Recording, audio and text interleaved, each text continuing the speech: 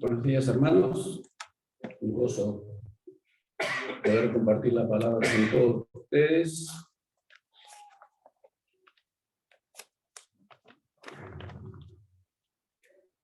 Y lo que el Señor me lleva este día, habiendo tantas religiones, habiendo tanta, como yo le digo, pseudos cristianos, hablando del Señor sin conocerle.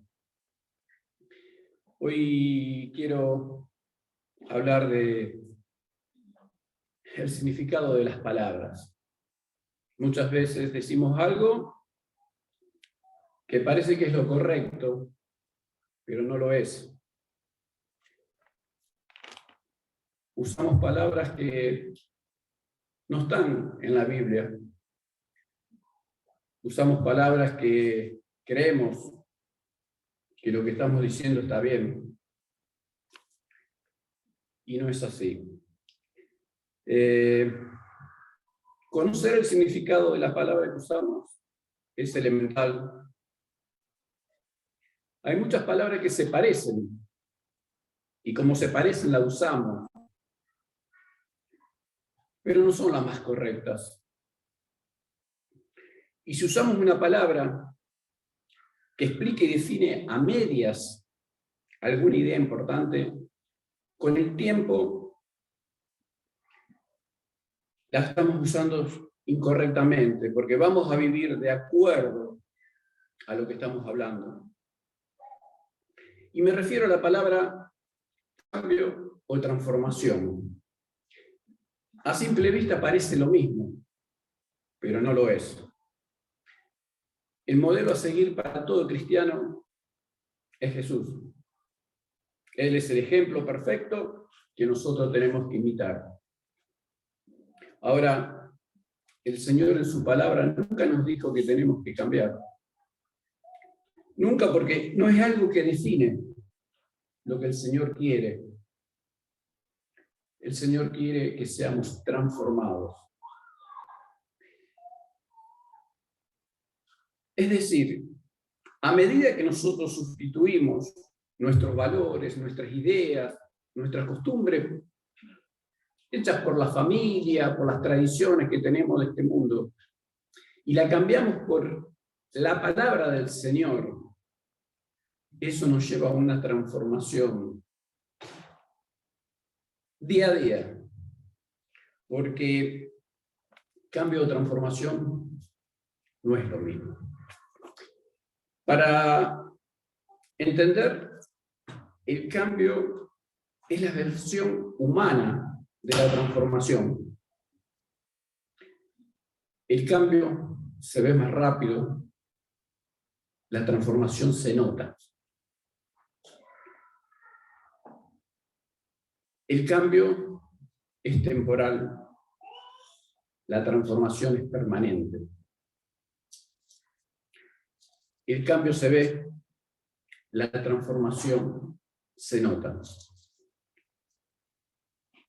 El cambio va a depender de la motivación que nosotros tenemos. En cambio, la transformación es una comunión permanente con nuestro buen Dios. La teología del cambio nos dice que tenemos que cambiar, que tenemos que ser mejor persona, pero eso no es lo que dice la palabra de Dios. Y como toda prédica, mensaje, hay que estar basado en la Biblia. Los invito a leer un versículo que ya muchos deben saber de lo que estoy diciendo, que se encuentra en Romanos 12:2. Ahora, pregunto a la congregación, acá lo hago compartir a ustedes, ¿hay alguna que tiene alguna versión diferente que no sea la Reina Valera? Poder levantar la mano si alguien tiene una versión diferente. Hermana, ¿qué versión tiene usted? Bien. ¿Usted se anima a leerlo en voz alta? Romanos 12:2, para que podamos escuchar todo.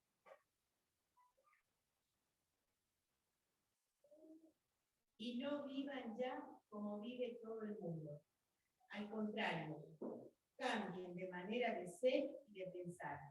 Así podrán saber qué es lo que Dios quiere, es decir, todo lo que es bueno, agradable y perfecto. Bien, esa versión yo no la tenía. Ahí en esa Biblia está hablando de cambio. Sabemos que la Biblia es inspirada por Dios, ¿verdad? Ahora, lo que lleva a la inspiración es el original, que es en este caso el griego. Las traducciones que se han hecho a veces tienen un pequeño cambio. En este caso es bastante significante. En este caso. Hay en otros versículos que no tanto. La palabra transformación significa, en el griego, mejor dicho, se tradujo a transformación, pero la palabra original es metamorfosis. La metamorfosis es un cambio de estado a otro, ¿no? Y eso lo podemos también ejemplificar. Yo lo que más veo es cuando la oruga se convierte en mariposa. Esa transformación, esa metamorfosis, es lo que Pablo nos está diciendo que todo cristiano tendría que tener. Eso está emparentado con lo que Jesús le dijo a Nicodemo en Juan 3:3, que para ver el reino de los cielos tiene que nacer de nuevo. Esa transformación es un nuevo nacimiento. Y es lo que Pablo nos está diciendo acá, que si no somos transformados, no somos hijos de Dios. Si no somos hijos de Dios, como yo digo, perdónenme la expresión, estamos jugando a ser cristianos. El mundo actual, y hablo del mundo, no solamente de este país, estamos viviendo momentos difíciles, complicados, en que todo es relativo, la verdad es relativa. Sin embargo, nosotros tenemos la palabra profética más segura, que es Cristo. Y es Cristo en nuestra vida. Si no hemos sido transformados, si no hemos nacido de nuevo, hermanos, tenemos un problema muy grave, porque estamos creyendo que estamos siguiendo la palabra de Dios cuando no lo hacemos. A lo largo de mi vida me he confrontado con muchas cosas. Yo mismo creí que fui un día cristiano, que fui un hijo de Dios, pero Dios me confrontó, Dios me mostró, me sacudió y me dio a entender que yo no era un hijo de Dios. Estaba jugando a ser cristiano. Creía, porque quería hacer un cambio en mi vida con mis propias fuerzas. Y Él me mostró que yo no estaba en ese camino. Hasta que un día lo comprendí. Caí de rodillas, le pedí al Señor perdón por no haber hecho siempre su voluntad, sino que quería hacer las cosas a mi modo. Y no es a mi modo, es a modo del Señor. Esto también nos lleva a que muchas veces decimos, todo lo que escuchamos, todo lo que leemos, hay que ponerlo en práctica. Y hermanos, el Evangelio no es nada para poner en práctica. El Evangelio es una nueva naturaleza. Si no tenemos esa naturaleza, no podemos practicar nada. Miren, perdónenme la expresión, un pez nada porque es su naturaleza nadar. El ave vuela porque es su naturaleza. Nosotros podemos imitarla con algo, pero no es nuestra naturaleza. El cristianismo es lo mismo. Somos nueva criatura, dice la Biblia. Y tenemos que vivir de acuerdo a la voluntad de Dios. No es nada para poner en práctica, es para vivirlo. Y como dato de color, esta metamorfosis que habla la Biblia, que habla Pablo en este caso, lo encontramos 3 veces en la Biblia nada más. La primera vez es cuando el Señor llevó a Pedro, a Jacobo y a Juan a un monte alto, dice, y vieron cómo se transfiguraba su rostro y después su vestidura. Es la primera vez que la Biblia, que su palabra enseña esta transformación. La segunda vez que aparece es en Romanos 12, donde estábamos leyendo. Y la tercera es en 2 Corintios 3:18, donde dice que somos transformados de gloria en gloria, en la misma imagen, como por el Espíritu del Señor. Eso como dato de color nada más que nos muestra la Biblia. En 2 Corintios 13:5 dice: examinaos a vosotros mismos si están en la fe. Y hermanos, cuando tomemos estos símbolos que el Señor nos ordenó que lo hiciéramos hasta que Él venga, recordemos el sacrificio que Él hizo en la cruz por nosotros.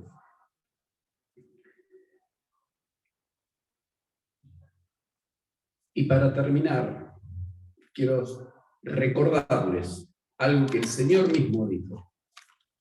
Y los invito a leer en Mateo 7:21 al 23.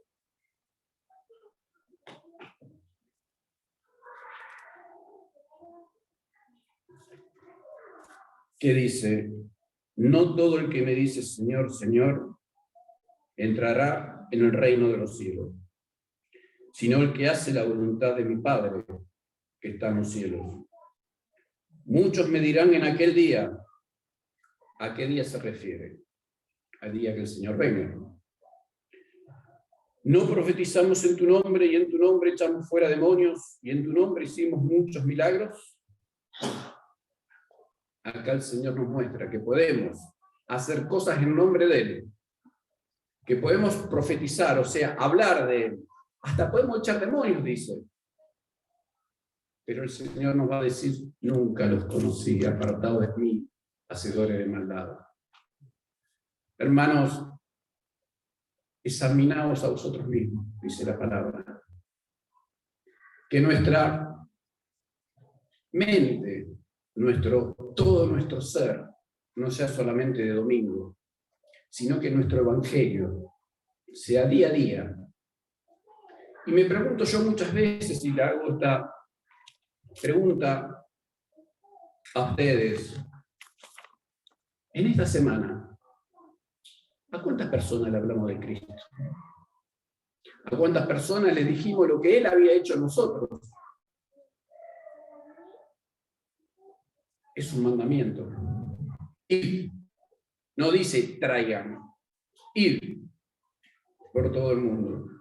Tal vez no podamos ir a ninguna parte del mundo, pero sí tenemos amigos, vecinos, conocidos, familiares. ¿Le hablamos de Cristo? ¿O estamos ocupados en nuestras obligaciones, trabajo, familia?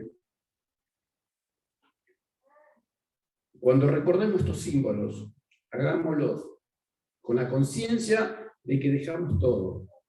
El amor que decimos que tenemos, que lo demostremos en hechos y no en palabras. Que como dice Santiago, no seamos hacedores de la palabra y no solamente oidores. No es lo que quiere el Señor. Dice su palabra que de gracia recibimos y de gracias demos. Y termino con algo que escribí en el grupo que nosotros tenemos de hombres, que dice: el discernimiento es la capacidad de distinguir la verdad de la casi verdad. Como dije al principio, el mundo nos lleva a confundirnos, a juntar religiones o pensamientos, y juntamos todo y hacemos un evangelio diferente. No es el evangelio que el Señor quiere. Ya lo dice en Gálatas 1, que no hay otro evangelio. El evangelio es de Jesucristo y seguido por los apóstoles. Y en la oración de Juan 17 el Señor dijo que seamos uno, como Él es uno con Dios. Que la palabra del Señor sea unánime en todos. Que no saquemos versículo de contexto para hacer algo, sino que la palabra en conjunto sea la verdad. En Salmo 119, 160 dice, la suma de tu palabra es la verdad. Que esa suma de palabra, este libro tan precioso que el Señor nos dejó, pueda ser verdad de nuestras vidas y que hasta que el Señor venga a buscarnos podamos obedecerle, ir, bautizarlo y tomar la cena del Señor con un corazón sincero, tomando plena conciencia del sacrificio que hizo por nosotros. Hermanos, que Él sea la gloria por los siglos de los siglos. Amén.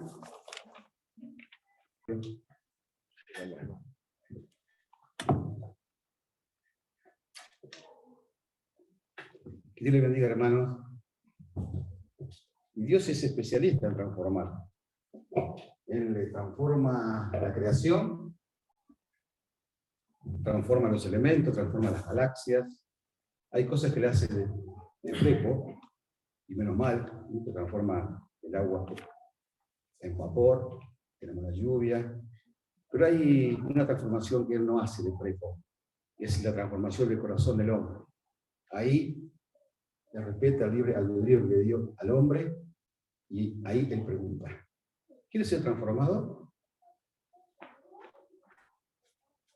¿Quieres ver? Como le preguntó a este ciego, si me acompañan allí, en Lucas.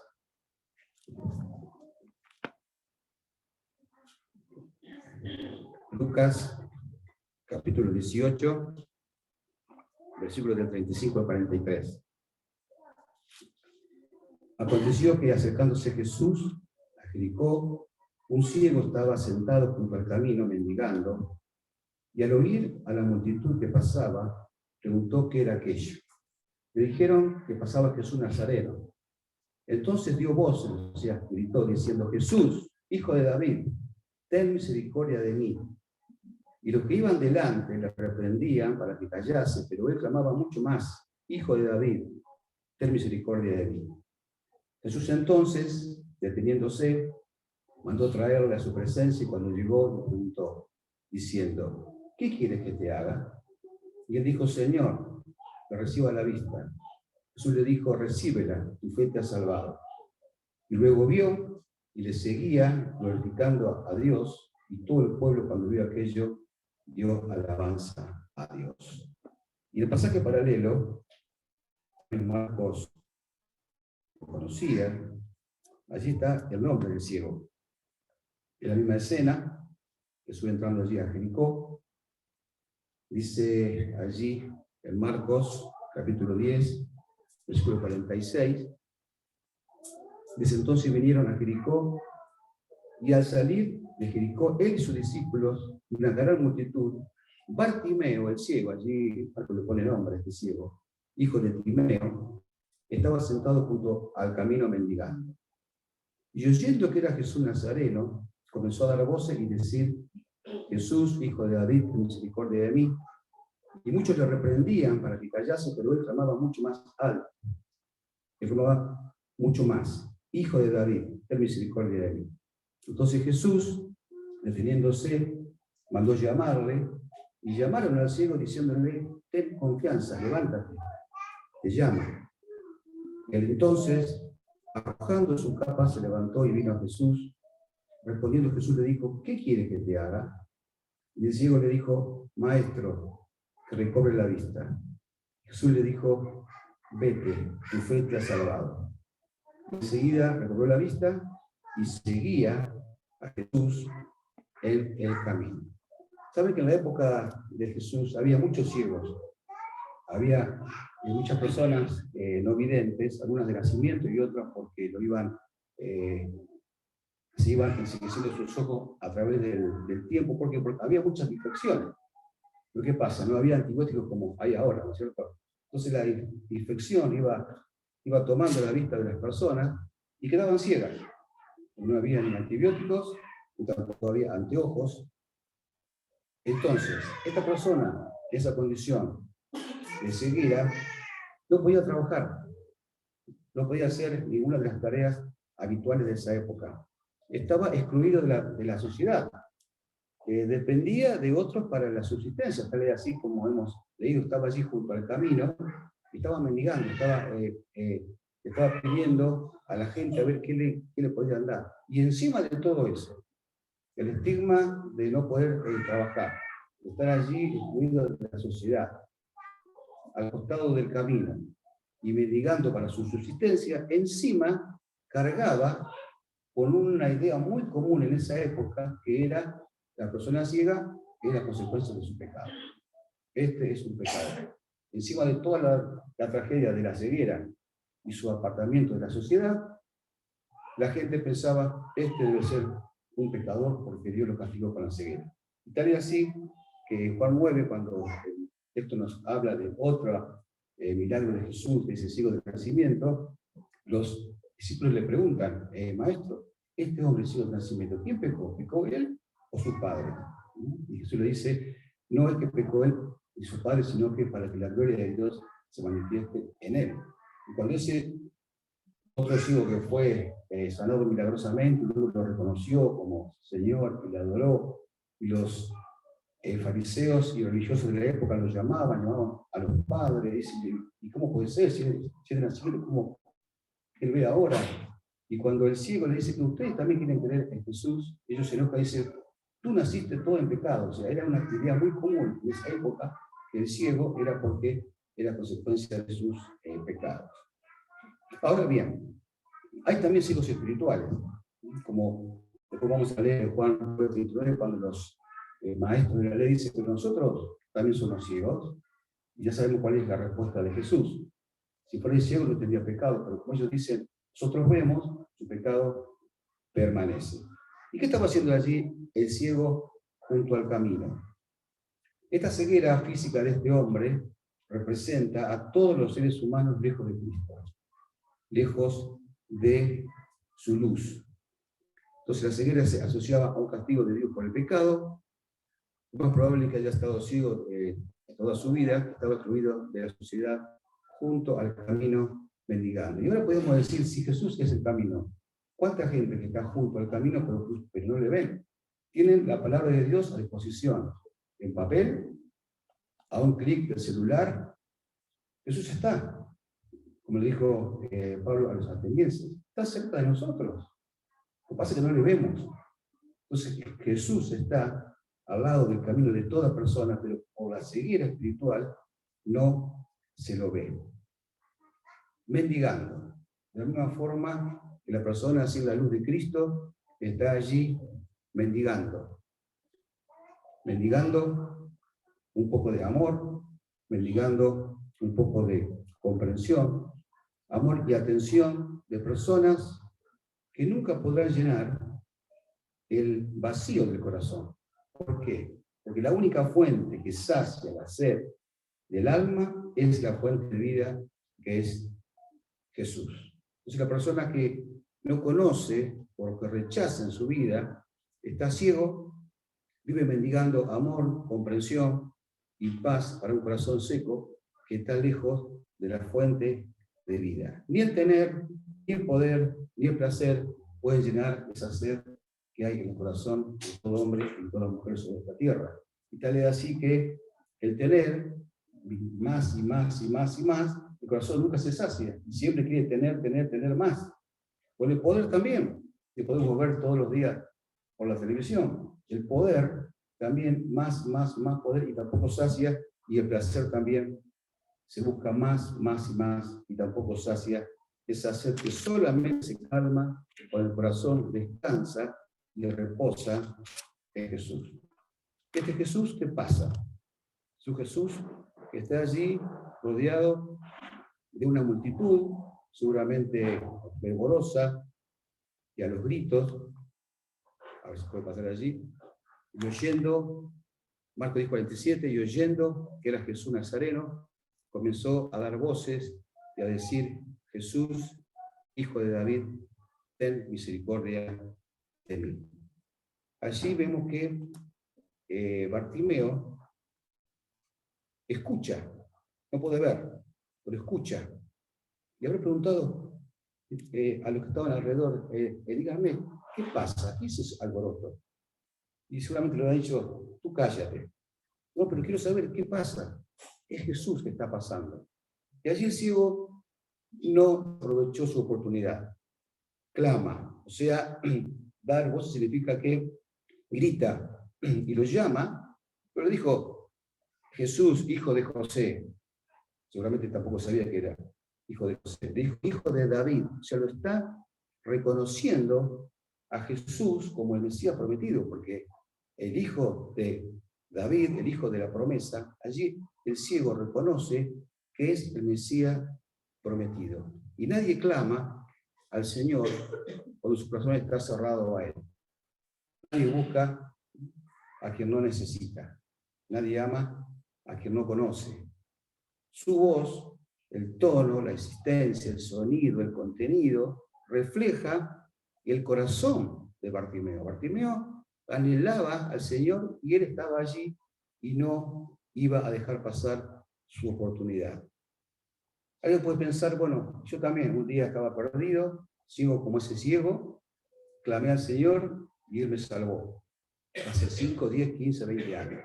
Ahora bien, ese clamor esperanzado no solo es para el momento de la salvación, no solo es el momento que el Señor nos salvó, sino también que es cada día del creyente, y más aún en las dificultades.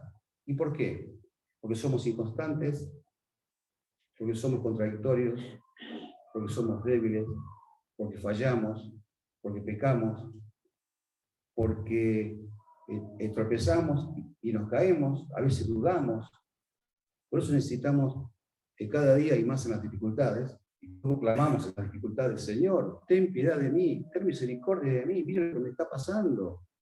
Como allí el salmista David, en Salmo 51, cuando allí el profeta Natán lo confronta con su pecado, luego de un año que él había pecado con Betsabé, dice, ten piedad de mí, oh Dios, conforme a tu misericordia, conforme a la multitud de tus piedades. Y sigue diciendo allí, el versículo, borra mis rebeliones. O sea que este clamor del ciego no es solamente para un momento de cuando comenzamos la vida cristiana, sino que tiene que ser cada día, Señor, ten piedad de mí, Señor, ten misericordia de mí. En el versículo 48, allí, muchos le reprendían. ¿Quién es este ciego que está allí clamando al maestro? Para que callase. Pero él clamaba mucho más. Hijo de David, ten misericordia de mí. O sea que cuando más le reprendía, cuando más decía que se callara, él más gritaba y más clamaba. Bartimeo buscaba desesperadamente al Señor porque necesitaba ver la luz. Y el que no se reconoce que es ciego, no va a buscar luz. Pero aquel que reconoce que es ciego y necesita la luz, busca a Jesús. Jesús lo escuchó. Había así alrededor, al igual que esa ocasión cuando una mujer que toca ahí el borde de su manto y es sana, había una gran multitud alrededor que le seguía, pero el clamor de este ciego, mendigo, y también podíamos agregar el clamor de toda persona que reconoce su necesidad espiritual, él no lo deja de lado. Él siempre escucha. Y es muy valioso para el Señor ese clamor sincero pidiendo ayuda. Esta oposición que tuvo el ciego, seguramente lo hemos tenido varios cuando hemos escuchado al Señor Jesús, hemos reconocido que éramos pecadores, que necesitábamos salvación, que estábamos ciegos, que no veíamos nuestra realidad, y decidimos empezar el camino y seguir el camino que es el Señor Jesús. Trae oposición. Las tinieblas no se quedan allí tranquilas con que un hijo de las tinieblas se transforme en hijo de luz. Entonces, muchos no se acercan a Jesús por los que se oponen. Puede ser un amigo, puede ser un pariente, conocido, la sociedad. Y por ese ¿qué dirán? Siguen cargando con sus pecados, sus angustias y su soledad. Prefieren seguir siendo ciegos y mendigando amor y comprensión a un mundo que no lo puede dar, con tal de que no los critique. Pero Jesús sigue invitando. Vengan a mí todos los que están trabajados y cargados, que yo los haré descansar. El Señor sigue invitando, y aún hoy más que nunca, cuando el mundo ahí vemos tantas tinieblas y de guerras, y de rumores de guerras, de hambres, de pestes, donde un mundo que no satisface, el corazón necesita paz, necesita descanso, necesita descansar, y solamente ese descanso está en el Señor Jesús. La pregunta para mi vida y para tu vida es: ¿hay algo o alguien, alguna cosa que está impidiendo que clamemos a Jesús en el día de hoy? Por salvación, por liberación. Podemos imitar a Bartimeo: cuando más lo arrepentían, más alto clamaba. Que no haya nada, ninguna cosa, ninguna persona, ninguna situación que impida que podamos acercarnos al Señor con el clamor, diciéndole: Señor, ten misericordia de mí, te necesito. Marcos 10, 49 al 51. Allí Jesús se detiene, lo manda a llamar y le dicen: ten confianza, levántate, el maestro te llama. Entonces él, arrojando su capa, la capa del ciego era una cosa muy preciada, tal vez sea su única pertenencia, algo muy, muy querido por él, se levantó y vino a Jesús. Respondiendo, Jesús le dijo: ¿qué quieres que te haga? Y el ciego le dijo: maestro, que recobre la vista. El Señor atiende siempre el clamor de aquellos que le llaman.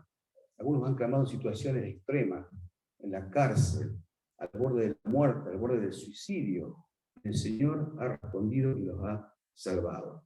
No se fija en nombres, ni títulos, ni posición social, sino en corazones sinceros y humildes. Como dice así el Salmo 51, 17, allí dice: los sacrificios de Dios son el espíritu quebrantado. Al corazón contrito y humillado no despreciarás tú, oh Dios. Todos, sin excepción alguna, lo necesitamos por igual. Hasta que no le conocemos, somos ciegos. Y todos los que le conocen reciben la vista, no la vista física, sino la vista espiritual. Por eso se habla de la doble visión del cristiano. Cambia su visión de su vida, de su familia, de la sociedad, del mundo, de la historia, porque es una visión que solamente la puede dar cuando uno acepta a Jesús como Señor y Salvador. Si me acompañan allí en Hechos 26, vemos cómo encomendó, o qué le dijo Jesús a Pablo en el momento de su conversión, para qué lo había llamado. Allí, Hechos 26, 18, le dice cuál era la misión que tenía que hacer allí. Porque Pablo también quedó ciego por un tiempo, cuando el Señor se le reveló. Dice: para que abra sus ojos, para que se conviertan de las tinieblas a la luz, y de la potestad de Satanás a Dios, para que reciban por la fe que es en mí, dice el Señor Jesús, perdón de pecados y herencia entre los santificados. Este entendimiento que el príncipe de este mundo da a los inconversos, les pone tinieblas en los ojos, no se abre conciencia con educación, sino se abre solamente con el poder de Dios, a través de la fe en Jesucristo. Y la pregunta que le hizo el Señor Jesús, aparentemente, si uno la lee livianamente, es muy obvia. Viene un ciego, desesperado, gritando, pidiendo ayuda, y el Señor le dice: ¿qué quieres que te haga? Señor, mi burro ya es viejo, ¿me lo puedes cambiar? Tengo una casa que se viene abajo, ¿la puedo mejorar? No tengo trabajo, ¿puedo conseguir un trabajo? ¿Me das un trabajo, Señor? Aunque parezca algo cómico que un ciego pueda pedir eso, desgraciadamente hay cientos y miles de personas que se arriman al Evangelio por esta petición. No piden, Señor, quiero que vea, quiero ver tu salvación, quiero ver tu perdón, quiero ver tu gracia, quiero ver tu misericordia.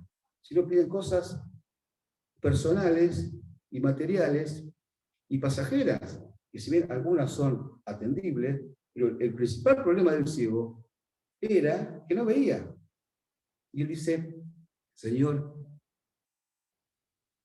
quiero ver.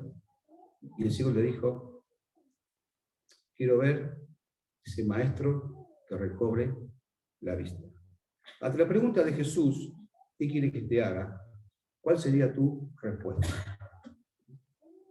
La principal respuesta que el Señor quiere es, Señor, yo quiero ver. Aparte de todas las necesidades exteriores o pasajeras, Señor, yo quiero ver. Y allí los que le enviaron a llamar, le dijeron 3 cosas. Ten confianza, o sea, Jesús te ha escuchado. Levántate, Él te llama. Deja de dudar, confía en Jesús, no te quedes tirado allí deprimido, Jesús te llama para dar luz a tu vida. ¿Cuál es la capa que debemos tirar? Fíjense que él allí se levantó, dejó su capa, se la podían robar, aparte era ciego, seguramente la tenía siempre con él, la dejó allí, no le importó, porque él iba en pos de Jesús. Deja de dudar, confía en Jesús, no te quedes allí tirado. Para nosotros también, esos días que por allí en nuestra alma amanece nublado, o tenemos tormentas espirituales en nuestra vida, que por allí nos deprimimos, nos angustiamos, nos ponemos tristes, el Señor nos vuelve a decir a través de estas personas que le dijeron al ciego, vamos, ten confianza, levántate, Él te llama. Jesús le dijo, una vez que le hizo el milagro, vete, tu fe te ha salvado, y él seguía recobró la vista y seguía a Jesús por el camino. O sea que el ciego, Bartimeo, pasó de estar junto al camino allí, sentado, mendigando, sin poder ver, a seguir a Jesús, ya con la vista, a seguir a Jesús, que es el camino de la vida. O sea que allí hubo una transformación. Esta historia se repite a través de los siglos, como dijo el otro ciego sanado, que era el ciego de nacimiento. Miren, no me pregunten mucho de cosas que yo una cosa sé. Yo lo que sé en mi vida es que antes era ciego y ahora veo. Como cantamos, este es mi testimonio. No tantas explicaciones, sino yo sé que en mi vida antes era ciego y ahora Jesús me dio la vista. Si quieres ver la luz verdadera, que es Jesús, y seguirlo, lo primero que hay que hacer, el primer paso, es creer que Él murió en la cruz por nuestros pecados, que resucitó para darnos vida eterna. Lo sigo allí, el ciego, miren, no me preguntan muchas cosas, yo unas cosas sé. Yo estaba ciego, pero ahora yo veo. Y para terminar, unas preguntas para nuestra vida es, ya me pueden buscar en Juan 9:39, estos fariseos que creían que veían. Sin embargo, Jesús les dijo que no. Allí, Juan 9:39, dice, luego que este ciego, el otro ciego que nació con ceguera de nacimiento de adorada, dijo Jesús, para juicio he venido yo a este mundo, para que los que no ven, vean, y los que ven, sean cegados. Entonces, algunos de los fariseos que estaban con él, al oír esto, le dijeron, ¿acaso nosotros somos también ciegos? ¿Qué está diciendo Jesús? Si nosotros vemos, nosotros tenemos la historia, tenemos la ley, tenemos a Moisés, nosotros vemos. Y dice Jesús le respondió, versículo 41, si fuerais ciegos, o sea, si reconocieran su necesidad espiritual, y que con la ley no se salvaban, que no eran tan perfectos como creían, que seguían pecando día a día, que necesitaban un Salvador, si fueran ciegos, no tendrías pecado, mas ahora, porque decís, vemos, vuestro pecado permanece. ¿Cuánta gente se cree que ve desde el punto de vista de Dios está ciego? Si nos golpeamos permanentemente con las cosas, las personas, las circunstancias de la vida, y mendigamos atención de los demás, ignorando lo más importante que es la salvación del alma, la pregunta es, ¿no estaremos ciegos sin darnos cuenta como estos fariseos? Se creían tan buenos, tan cumplidores de la ley, tan perfectos, que no necesitaban a Jesús. No necesitaban a un Salvador. No necesitaban arrepentirse de un pecado que ellos no veían en su propia vida. Y por eso estaban ciegos. Bartimeo arrojó su capa, su bien más preciado, y fue en pos del Señor. ¿Hay algo muy querido en tu vida, en mi vida, pero que te impide acercarte a Jesús sinceramente, y debes arrojarlo, dejarlo allí de lado, ¿no? Como esos andinistas, estos montañistas que con tal de llegar a la cima, arrojan todo el bagaje, todo el peso que estorba para llegar a la meta. Ante la pregunta de Jesús, ¿qué quieres que te haga? ¿Darías una respuesta mezquina, pasajera o materialista? ¿O apuntarías a lo principal? Señor, yo quiero ver. Quiero ver tu salvación, quiero ver tu amor por mí, quiero ver tu perdón, quiero ver tu obra en mí. Señor, yo quiero ver tu salvación, tu obra en mí, tu perdón, tu misericordia. Que apuntemos a lo principal. Y la última, que se fue allí, no sé si apreté algún botón. Fíjate si lo puedes poner. Ahí está. En la última. ¿Puede un creyente ir quedándose ciego poco a poco otra vez? Si es así, ¿cuáles serían las causas? Acompáñenme a estos dos versículos en 2 Pedro. 2 Pedro, en el capítulo 1. Allí está hablando de unas cosas que dice que el que no tiene esto es ciego. Vamos a ver desde el versículo 5.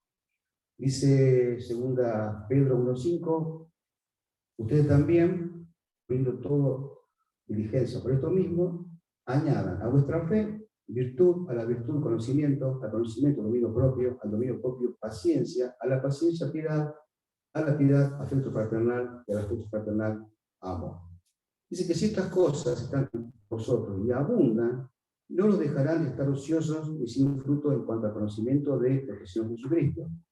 Pero, el que no tiene estas cosas, lo vamos a leer, fe, virtud, conocimiento, dominio propio, paciencia, piedad, afecto paternal, amor. El que no tiene esto, tiene la vista muy corta. Es ciego, habiendo olvidado la purificación de sus antiguos pecados. Por lo cual, hermanos, tanto más procurad hacer firme vuestra vocación y elección, porque haciendo estas cosas no caerán jamás. Porque de esta manera os será otorgada amplia y generosa entrada en el reino eterno de nuestro Señor Jesucristo, de nuestro Señor y Salvador Jesucristo. Y allí, en 1 de Juan, una página más adelante, en el capítulo 2, Juan también dice cuándo podemos estar perdiendo la vista.